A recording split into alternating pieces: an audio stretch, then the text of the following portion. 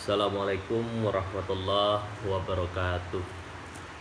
Alhamdulillahirabbil alamin wa bihi nasta'in wa ala umuri dunya waddin.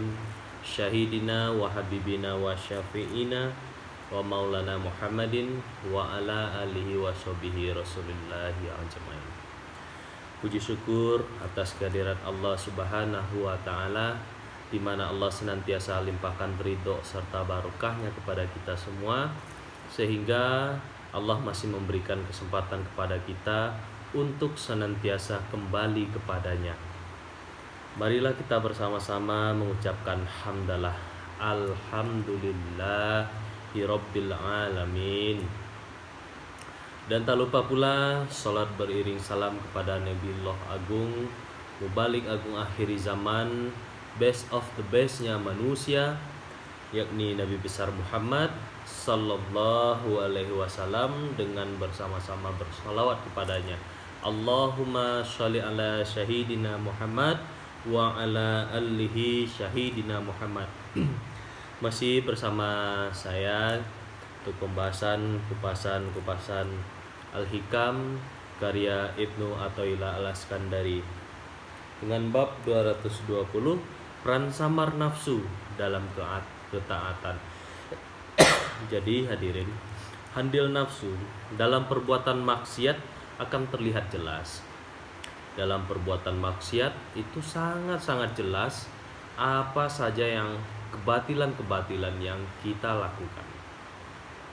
Ya, entah itu dalam bentuk kita mencuri, kemudian kita berzina, kemudian kita berdusta ataupun berbohong. Nah, ada pula yang tersembunyi dari nafsu tersebut, yaitu adalah sedangkan andilnya dalam perbuatan taat itu adalah kondisi dalam kesamaran ataupun dalam tersembunyi. Itu. Jadi nafsu-nafsu salah satunya ketika kita beribadah ataupun ketika kita bersedekah, nafsu itu pasti menginginkan sesuatu hal yang enak-enak saja ataupun tidak memberatkannya, ya kan? Dia akan berpikir, wah, contoh ketika saya mau sedekah, punya uang 100.000 dan punya uang 20.000. Ya, yang akan kita sedekahkan yang mana? Pasti akan kita sedekahkan. Kebanyakan orang akan melakukan mensedekahkan itu sebanyak 20.000. Itu salah satunya ketika nafsu itu berperan. Nah, itu yang harus kita perangi, itu yang harus kita lawan. Sesuatu hal yang tidak diinginkan oleh nafsu itu adalah sebuah kebajikan. Kebajikan yang benar-benar kita melakukan lillahi ta'ala, ikhlas, kemudian benar caranya, dan sabar kita untuk menaatinya. Andil nafsu dalam maksiat seperti zina amat jelas, yaitu adalah bagaimana ia menikmati kemaksiatan tersebut. Nafsu tidak akan pernah memintamu untuk melakukan maksiat kecuali untuk menikmatinya, sehingga kau akan mengalami bencana dan hukuman. Nah, itu yang dikatakan sesuai dengan janji Allah, barang siapa apa yang kau tanam dan itu yang akan engkau tuai. Jika nafsu menyuruhmu melakukan ketaatan, kau tidak akan pernah mengetahui perannya di dalamnya kecuali dengan teliti dan diamati. Contoh ketika kita sholat, ya kan, kita akan melakukan contoh dengan bahasa ataupun ayat-ayat yang kita baca ataupun gerakan yang kita lakukan, ya kan.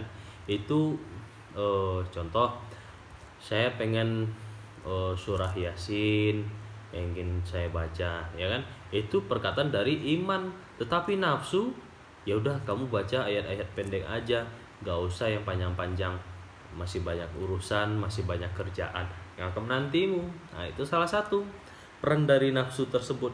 Coba cermati, ya. Kalau sholat, ketika kita melakukan sholat Allahu Akbar, itu cepatnya luar biasa.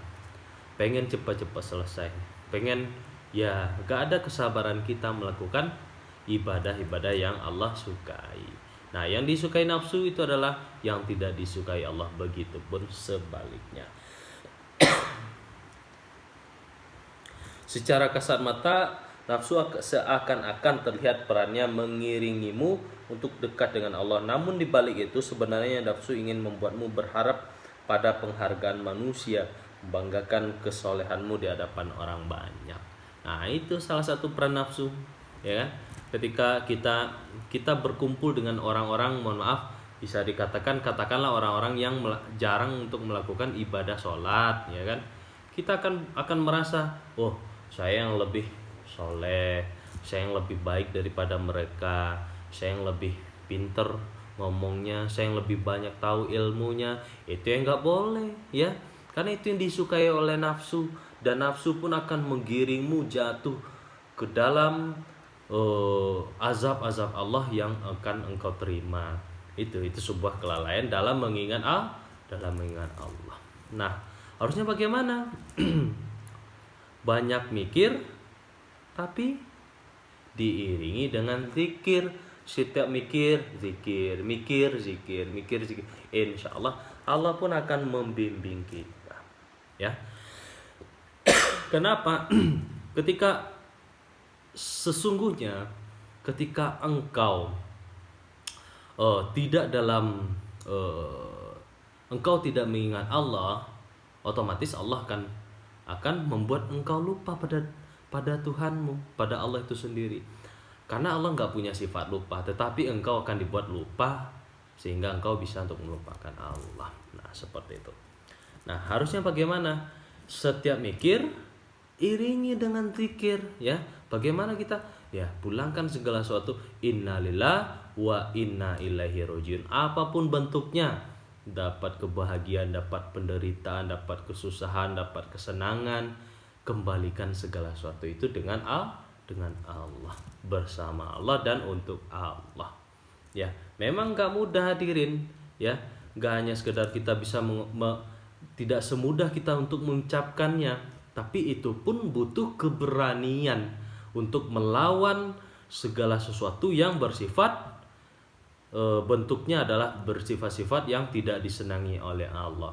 Ada orang yang tahu tetapi dia tidak paham. Ada yang paham tetapi dia tidak duduk di dalam paham. Ada pula yang duduk dalam paham tetapi dia tidak mempunyai tekad ataupun malaikat yang kuat pada dirinya.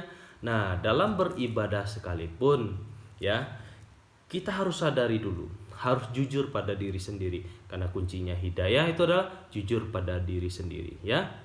Ketika kita jujur, ya Allah, ya, aku tidak bisa mengingatmu kecuali engkau lah yang lebih dulu mengingatku.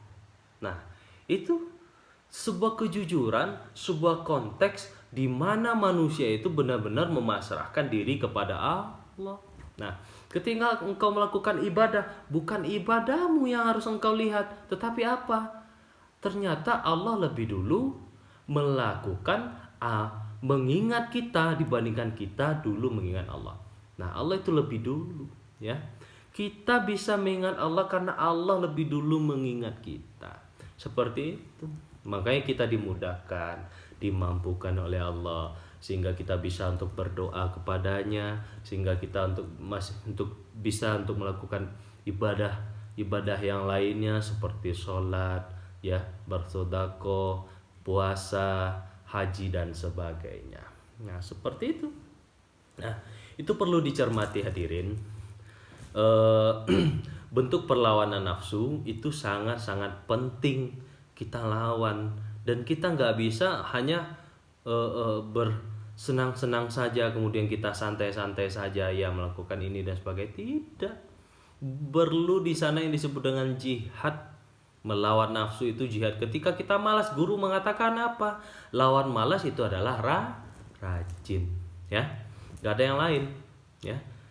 Dan tetap berlindung kepada Allah. Ya Allah, mampukanlah hamba untuk melakukan segala sesuatu. Ketika engkau berdoa dan engkau dalam taatmu, ya, harus pulangkan kepada Allah. Karena yang dilihat sesungguhnya bukan engkau taatnya, ya, bukan kita taatnya, tetapi kita diberikan kemampuan oleh Allah sehingga kita bisa untuk beribadah kepadanya, bisa mengingatnya, bisa kita melakukan as-salatu mi'rajul mukminin, bisa kita melakukan pengingatan yang luar biasa. Itu sesungguhnya adalah karunia Allah yang begitu besarnya. Yang dibutuhkan Allah adalah maidan fikrah, mengosongkan, ya. Medan itu adalah lapangan yang luas, ya kan. Kosongkan pikiranmu, kosongkan hatimu, kosongkan batinmu, kosongkan segala sesuatu yang engkau punya. Ketika kita dianugerahi kepandaian, hilangkan kepandaian itu di hadapan Allah. Itu nggak bakalan butuh. Allah nggak bakalan butuh hal itu, ya. Datanglah engkau kepadaku dengan kekosongan, ya. Ketika kosong, Allah akan mengisimu. Ketika engkau berisi, engkau akan kosong selamanya dan nggak bakalan mendapatkan mengesah dengan Allah. Dan itu adalah kebahagiaan atau kenikmatan yang tiada tara, ya. Dalam melakukan ibadah pun, ya, kita sering mengatakan, wah ini saya lebih baik daripada orang lain, ya, ilmu saya lebih besar, ilmu saya lebih luar biasa. Nah, itu harus dihilangkan karena nggak ada gunanya. Nggak perlu kita mengatakan sholat tahajud kita udah sekian, mi'raj kita udah sekian, amaliyah kita udah sekian, ya, istiqomah kita yang kita udah lakukan udah sekian. Itu nggak penting, nggak butuh, ya. Allah nggak butuh pengakuan dari manusia, ya. Yang dibutuhkan adalah keikhlasanmu, kebenaranmu, dan kesabaranmu. Ikhlas, benar, dan sabar. Itu diajarkan oleh guru, ya. Mengobati sesuatu yang tersembunyi atau menghilangkan peran-perannya yang tersembunyi amatlah susah karena membutuhkan ketelitian, pemahaman, dan pengetahuan. Nah, di dalam keilmuan pun, ya, kita harus mengerti dan paham bagaimana jebakan-jebakan nafsu itu, ya. Ya.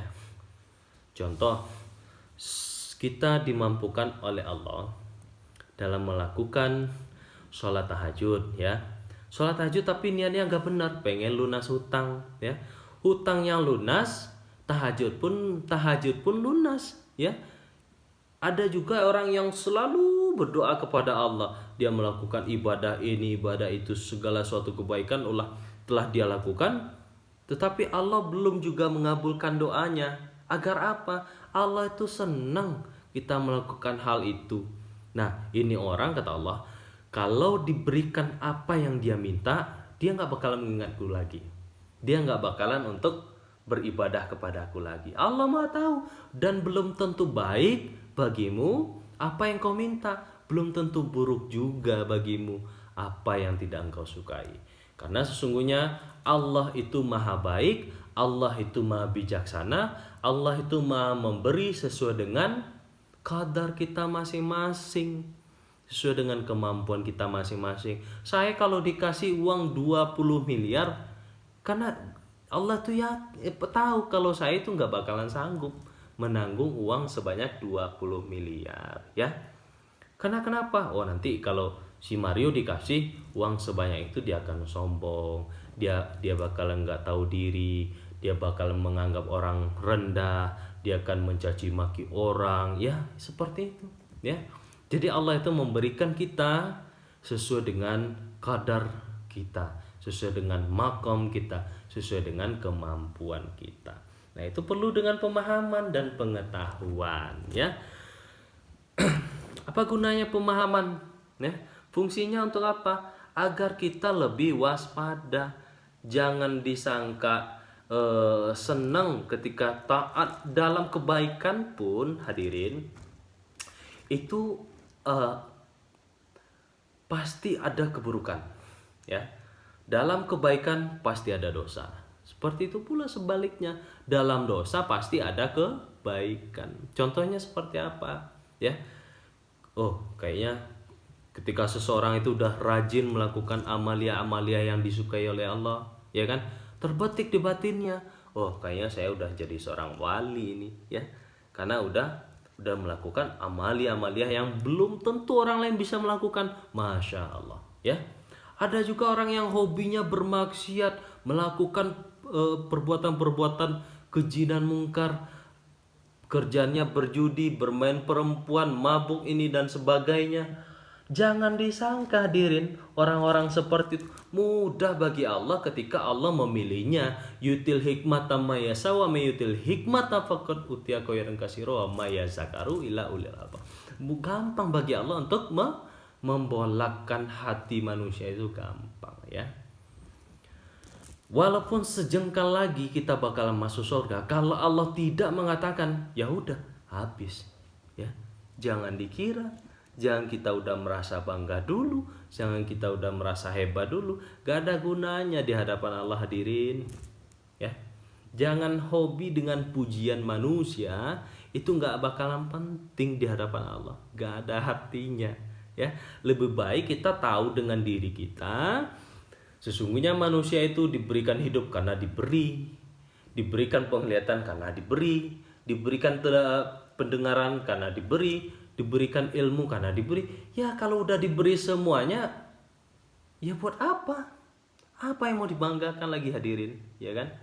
Nah, itu adalah sebuah cambukan diri agar kita paham, memahami kondisi diri kita, jujur pada diri sendiri, itu yang terpenting, ya. Karena kuncinya hidayah harus jujur dulu. Kita menjadi orang yang tahu atau enggak tahu, kita mengerti atau enggak mengerti, kita lemah atau enggak, kita kuat atau enggak, itu intinya. Ketika udah jujur, otomatis, secara otomatis ataupun include di dalam sana itu adalah innalillah wa inna ilaihi rajiun, la haula wala quwata illa billahil aliyil azim. Para pemilik mata batin mencela diri mereka sendiri jika cenderung kepada salah satu ibadah. Kemudian mereka meneliti sebab mengapa mereka cenderung kepada ibadah itu. Jika itu dikarenakan peran nafsunya, karena akan meninggalkannya atau mengobati nafsu mereka saat melakukannya agar benar-benar tulus dan ikhlas karena Allah. Nah, seperti itu. Oh, ini orang melakukan ibadah ataupun berbuat kebajikan ataupun tamat Quran, pembaca Al-Quran, ini nggak tamat-tamat orangnya kayaknya ini. Lebih hebat saya, lebih pintar saya. Nah itu ya, terbetik aja di batin, udah merasa udah gagal keilmuan, nggak ada yang lain ya. Ketika kita udah merasa lebih daripada saudara, makanya hadirin, kita haruslah sering-sering berkumpul dengan saudara-saudara seiman. Harus sering-sering kita belajar kepada orang-orang katakanlah lebih di atas kita ketaatannya, ibadahnya, ya, pengetahuannya, ilmunya. Karena kalau kita di bawah kita sering duduk orang-orang di bawah kita yang tumbuh apa? Udah merasa paling benar, udah merasa paling menjadi orang yang ulama, udah merasa dia jadi ulama. Tapi ketika kita berkumpul dengan ahli-ahli ma'rifatullah, ahli-ahli ilmu, ahli-ahli zikir, ahli-ahli yang luar biasa yang bisa membuat kita taat kepada Allah, kita akan merasa rendah, ya. Kita akan merasa rendah. Ya ketika kita duduk, kita hanya bisa ya Allah. Nah, seperti itu. Itu kuncinya, ya. Ini terjadi Ini terjadi pada seseorang yang nafsunya ingin berperang di jalan Allah. Namun kemudian setelah ditelitinya ternyata nafsu berperang itu tujuan hanya untuk beristirahat dan letihnya perjuangan. Ya, contoh, kayaknya saya udah jadi seorang wali nih. Saya udah ibadah, saya udah ini, ya. Ketika Allah tidak memberikan atau membolakkan hatinya, dia akan kecewa, ya, karena yang dilakukannya tidak sesuai dengan keinginan Allah, ya, tidak dalam ilmunya Allah, hanya merasa dirinya saja. Itu yang paling luar biasa hadirin, ya. Sehingga yang terjadi dalam keadaan itu adalah menjadi syirik khafi, syirik yang tersembunyi itu, masya Allah, nauzubillah min dzalik, ya. Ada juga orang yang ingin berjihad di jalan Allah, ya kan, ikut perang bersama para mujahid, ya kan. Ketika dia nanti di yaumil hisab, dia akan komplain, ya Allah, kok saya engkau masukkan ke dalam nerakamu, Kan saya sudah berjuang untuk menegakkan agamamu, mendirikan keimananku, ya kan? Dia komplain pada saat itu. Allah mengatakan apa? Dusta kamu. Kamu ingin berjihad di jalanku karena hanya ingin dianggap hebat saja, karena hanya ingin dipandang oleh manusia, karena hanya ingin dipuji oleh manusia. Itu yang luar biasa, ya. Masya Allah. Jadi hadirin, kita harus paham dan benar-benar mengerti dengan keadaan diri kita seperti apa. Man arafa nafsahu faqad arafa rabbahu. Barang siapa yang kenal akan dirinya, niscaya dia akan kenal akan Tuhannya. Itu yang terpenting. Ketika kita udah kenal diri, oh saya bisa hidup karena Allah yang menghidupkan. Saya diberikan paras seperti ini karena Allah yang menganugerahkan. Saya diberikan kemampuan begini karena Allah. Semuanya karena Allah, untuk Allah, dengan Allah, bersama Allah. Udah selesai. Insya Allah Allah akan membimbing kita semua. Amin ya rabbal alamin. Namun kemudian setelah ditelitinya, ternyata nafsu itu berperang untuk bertujuan mendapat istirahat dari letihnya perjuangan. Setiap hari orang itu berkali-kali membunuh nafsunya dengan cara menahan hasratnya, hingga akhirnya nafsu itu menginginkan tuannya menahan hasratnya. Menahan tuannya itu mati langsung. Dengan demikian dia akan beristirahat selamanya. Nah, seperti itu hadirin. Kemungkinan lain, setelah diteliti ternyata nafsu itu berperang hanya agar didengar oleh orang-orang. Ia sebagai mati syahid, ya.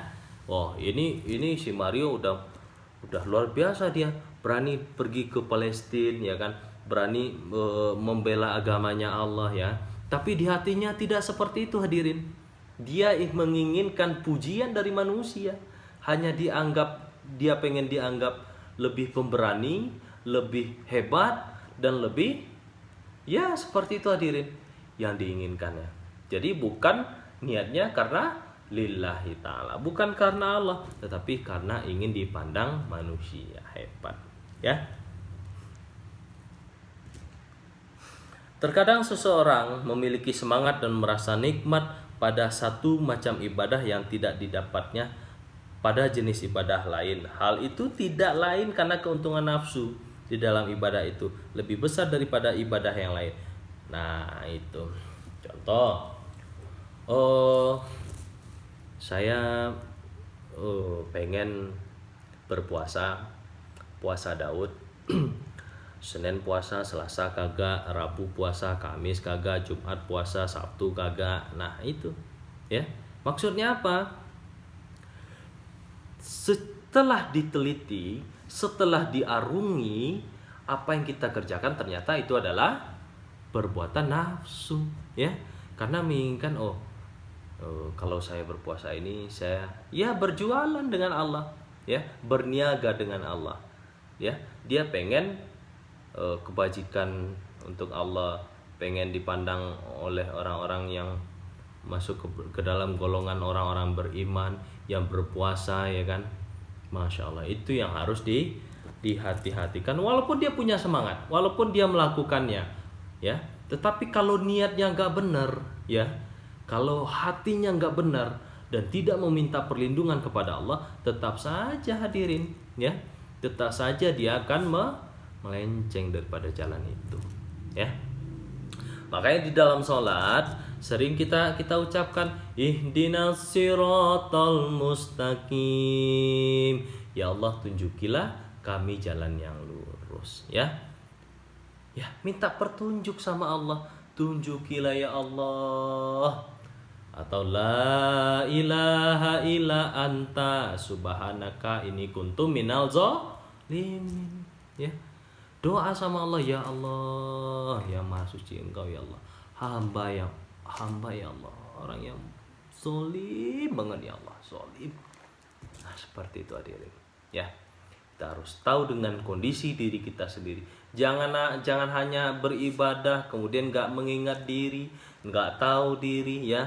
Ketika sholat Allahu Akbar, pikirannya udah kayak burung liar dan sebagainya, tidak memasrahkan hatinya, tidak memulangkan segala sesuatunya, ya. pikiran dan ucapan tidak sesuai, hati dengan pikiran tidak serentak, jasmani dengan rohani tidak nyatu. Seperti itu hadirin. Masya Allah. Semoga Allah memberikan kita kemampuan yang luar biasa bersama Allah, dengan Allah, ya. Jika orang itu termasuk pemilik mata batin, ia akan beralih kecenderungan nafsunya kepada hal lain. Jika nafsu mengalahkannya dalam kesibukannya beribadah itu, nafsu tidak memiliki andil apapun kecuali keuntungannya sendiri. Nah, ketika kita udah bisa menekan nafsu tersebut, ya, menekannya bagaimana? Dengan latihan, dengan mujahid, dengan benar-benar kita mempunyai tekad ataupun semangat agar kita bisa menekan nafsu tersebut. Lakukan, ya. Contoh, biasanya dalam sehari-hari aja kita harus menganalisanya. Setiap hari saya biasanya melakukan sholat sering telat, contoh, ya. Udah azan orang, kita masih sibuk dengan bekerja, ya. Kemudian ditekan hari besok, lakukan perubahan. Udah mulai tepat waktu, selesai sholat langsung pergi, ya kan? Nah, ditekan lagi hari berikutnya, ya. Ditambah dengan wiridan, ditekan lagi, tambah dengan ibadah, ditambah dengan sholat sunat ini dan sebagainya. Tekan nafsu yang karena nafsu itu menyukai sesuatu hal yang tidak Allah sukai, ya. Dia menyukai sesuatu hal yang dia inginkan. Contoh, menghayal, oh kalau saya nanti udah nggak sibuk lagi, udah nggak banyak kerjaan lagi, atau di masa pensiun nanti saya bakalan beribadah aja kepada Allah. Itu perkataan nafsu hadirin, ya. Itu pun perkataan nafsu. Walaupun niatnya tentang Allah, walaupun keinginannya melakukan apa yang diperintahkan Allah, tapi belum tentu, ya, di hatinya benar-benar dia melakukan ibadah atau kebajikan yang diperintahkan oleh Allah lillahi ta'ala, belum tentu hadirin. Nah, itu perlu diteliti lebih dalam lagi, ya. Harus mempunyai pemahaman serta pengetahuan yang bersumber dari Allah itu sendiri. Maka dari itu, lakukanlah dengan sebaik-baiknya.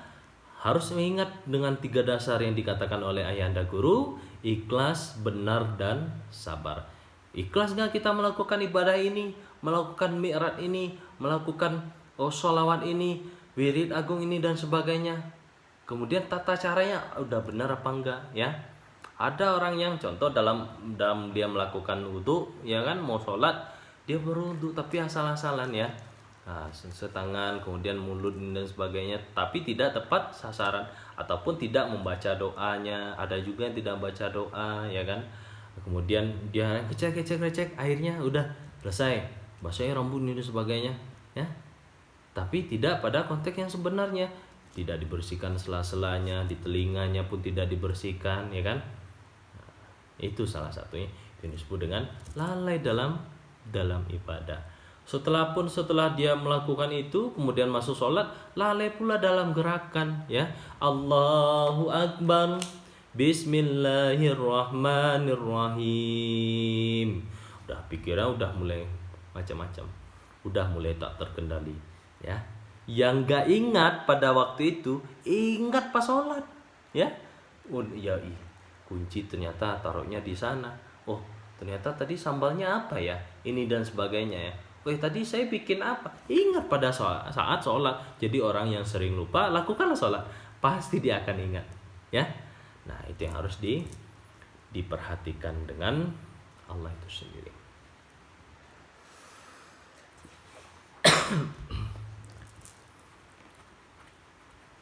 Nah, salah satu dengan riya pun. Riya masuk dari tempat yang tak terlihat oleh manusia. Nah, kadang kala penyakit riya termasuk ke dalam dirimu dari tempat yang tidak terlihat oleh makhluk. Nah, riya itu adalah sesuatu hal yang engkau anggap lebih dibandingkan orang lain, ya. Nih, bagi-bagi di depan umum, ya kan, tumbuh di hatinya, saya orang yang paling baik, ya. Dipuji oleh manusia, tambah luar biasa lagi ketika dicaci oleh manusia, marah. Nah, itu Masya Allah. Jadi harus diperhatikan hadirin. Harus paham dengan diri sendiri. Gak hanya sekedar kita melakukan ibadah-ibadah aja, tapi gak tahu dengan bentuk serangan-serangan nafsu yang tidak terlihat ataupun tersembunyi. Nah, ya, jadi kita harus sadar, ya. Orang yang sadar sesungguhnya dia tidak menjadi orang yang mabuk. Orang mabuk ya mau ngomong apapun, mau melakukan apapun, wong dia mabuk, ya. Ketika dia sadar, dia tahu apa yang dia lakukan. Berbuat baik ini datang dari Allah, berbuat buruk ini datang dari dirinya sendiri, sehingga menjadikan kejahatan untuk dirinya sendiri, merugikan dirinya sendiri, merugikan orang lain dan sebagainya. Masya Allah. Nah, kadang sifat ria menelisik ke dalam dirimu dari arah yang tak terlihat oleh makhluk lain, dan saat kau di tempat yang tak terlihat oleh manusia, biasanya ria dapat masuk ke dalam amal, jadi pelakunya. Nah, itu yang dikatakan jika belum bisa berbuat kebajikan, ya, didatangkan oleh bersama orang-orang banyak, lakukanlah kebajikan itu hanya engkau yang tahu sendiri dengan Tuhanmu, ya. Contoh, ada kucing yang tergeletak, orang nggak ada di sekitar kita, mau nggak kita menolong? Atau kecoa yang lagi telungkup, ya kan, ya, menelantang ke atas, kita bantu, kita berdirikan lagi sehingga dia akan mendoakan kita. Nah, salah satunya seperti itu, lakukan. Kalau tidak bisa menahan diri berbuat kebajikan di depan orang banyak, lakukan dulu di mana manusia tidak melihat itu, ya. Itu salah satu untuk menekan sifat kedirian kita, ya. Ketika udah bisa, wah, itu sebuah peningkatan, ya. Udah bisa di hadapan orang banyak, ya, karena niat kita udah benar, orang akan menjadi efek nantinya diri kita menjadi ilah rahmatan lil alamin. Ilah rahmatan itu bisa dikatakan sebuah energi yang luar biasa, tidak bisa tapi bisa dirasakan oleh manusia banyak, oleh makhluk, oleh ciptaan Allah. Dia merasa, aduh, gimana ya, kayaknya ada sesuatu yang luar biasa dalam diri si Anu ini, ya, si Fulan ini. Dia merasa ketenangan, merasa sangat bermanfaat duduk dengan kita, merasa menambah wawasannya, merasa mendapatkan ilmu dari kita, merasa ya udah menjadi tenang, kebahagiaan, bahkan tidak ngomong sekalipun, ya. Kita hanya bisa subhanallah. Yang bisa terucap dalam diri saudara-saudara yang lain apa? Dia berzikir kepada Allah. Kenapa? Karena ilah rahmatan lil alamin yang Allah anugerahi kepada hambanya tersebut. Nah,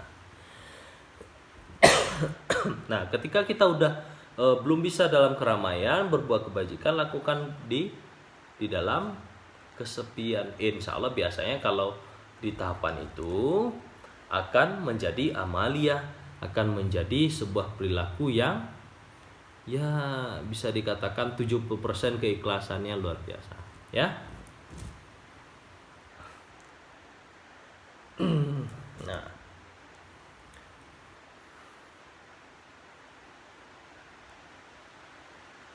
Nah, jika seseorang senang dipuji ketika dia berbuat kebajikan, berarti dalam dirinya itu memiliki sifat ria, ya. Itu harus cepat-cepat berlindung kepada Allah.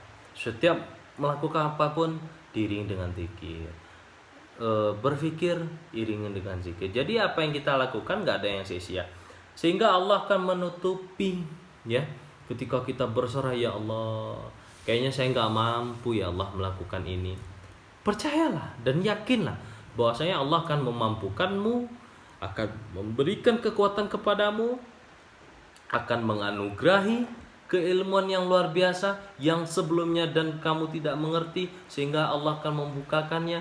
Yang berniat bercita-cita semoga dia ingin menjadi penghafal Quran, ya kan, ternyata Allah ridhoi, Allah bukakan hikmah tersebut untuk manusia yang benar-benar memasrahkan diri hanya kepada Allah.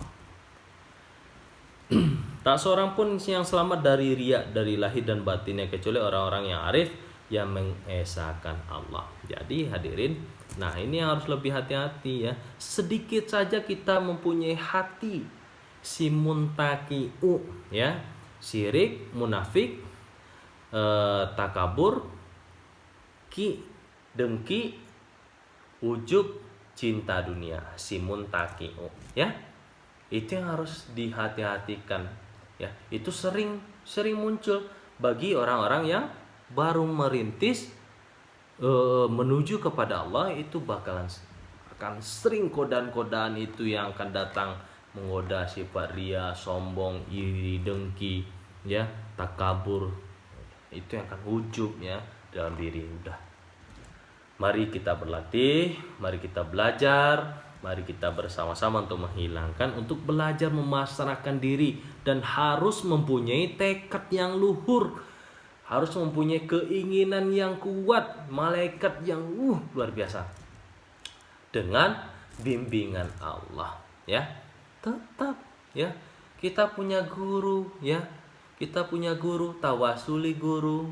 Guru bakalan menyambungkan kerohaniannya kepada kita. Setiap hari, setiap malam guru itu bakalan mantau para putranya. Oh, si Anu lagi ngapain? Oh, ini dan sebagainya. Yang melakukan ibadah istiqomah lakukan, yang lagi melakukan mi'raj lakukan ya. Innalillah wa inna ilaihi rajiun. La haula wala quwata illa billahil aliyil azim. Orang arif itu tidak akan berharap manfaat dan takut mudarat apapun dari makhluk ya. Nah, segala sesuatu itu pasti atas izin Allah ya. Mau mencuri, izin Allah. Mau berbuat kebajikan, izin Allah. Mau bermaksiat, izin Allah. Itu bakal ngizin. Tapi permasalahannya ridho atau tidak. Nah, berkah atau enggak apa yang kita lakukan, menjadi kebaikan atau tidak, menjadi rahmat atau tidak. Kan seperti itu. Kita belajar mentafakuri diri, mengenal diri ya, mengenalkan diri. Sadari, kita harus sadar dulu belajar ya. Tidak hanya sekedar mengamalkan tanpa ya, mengamalkan asal-asalan seperti itu hadirin ya. Nah, orang-orang arif pun dia tidak akan merasa pujian ya kan, cacian oleh manusia atau makhluk Allah. Nggak bakal merubah keadaannya, nggak bakalan menjadi penghambatnya, nggak bakalan menjadi sesuatu hal yang beriak di hatinya. Itulah orang-orang arif hadirin. Karena kenapa? Dia sadar dan dia jujur. Saya nggak punya apa-apa ya Allah. Engkau lah yang memampukan ya Bar, ya Maha Pengasih. Ya Allah Maha Baik. Ya, yakinlah, berlindunglah. Kalau kita tidak memasrahkan diri kepada Allah, sungguhnya kita dalam posisi danger, dalam posisi yang sangat berbahaya, dalam posisi yang ibarat kerbau yang nggak ada tuan rumahnya, atau kuda yang nggak ada apa ya, nggak bisa di apapun ya. Jadi manusia yang tidak ternilai ya, nggak ada nilainya kita kalau kita tidak bersama Allah tuh nggak ada nilainya, percaya hadirin ya. Karena orang-orang arif melakukan amalia itu dengan ketulusan, ikhlas, benar, dan sabar. Karena Allah yang diminta adalah keridhaan Allah. Allah yang akan membalasnya, Allah yang akan menganugerahinya, Allah akan melimpahkan segala sesuatunya. Ketika hal buruk yang terjadi pada dirinya, dia tetap berprasangka baik kepada Allah. Karena yang diberikan Allah itu nggak mungkin nggak baik. Semuanya itu adalah baik, semua adalah karunia. Diberikan engkau pada saat ini adalah dalam keadaan yang tidak mengingat Allah, karena Allah memilihmu, sehingga engkau akan merasakan kebahagiaan, sehingga kamu akan melupakan semua kesusahanmu dengan satu saja kebahagiaan yang Allah berikan ya. Coba hadirin kita sadari, Kita bisa bernafas, menghirup oksigen. Kalau di rumah sakit udah bayar berapa dalam satu hari? Ya, ya, nggak tahu kan? Seperti itu. Andai saja nanti setelah kita tidur malam, ya kan, nggak bangun lagi, ya mau gimana lagi? Apakah kita dalam keadaan taat pada saat itu? Dalam keadaan baca doa mau tidur atau enggak? Sudah melakukan sholat atau tidak, ya kan? Gampang saja, ya. Tapi maha baiknya Allah, kita diberikan kesempatan, diberikan waktu, masih ada waktu untuk berbenah diri, ya kan? Karena nggak ada yang bisa mengerti dan lebih yang tahu hal tersebut kecuali Allah itu sendiri. Ya, coba hadirin, kalau Allah itu nggak baik ya, maaf ya dalam tanda kutip, sekali saja kita nggak melakukan ibadah sholat contohnya, misal kelupaan sholat subuh, ya kan, atau udah kesiangan, itu dikeprek kita hadirin, udah habis, ya, ditimpahi bencana yang luar biasanya. Tapi nyatanya apa?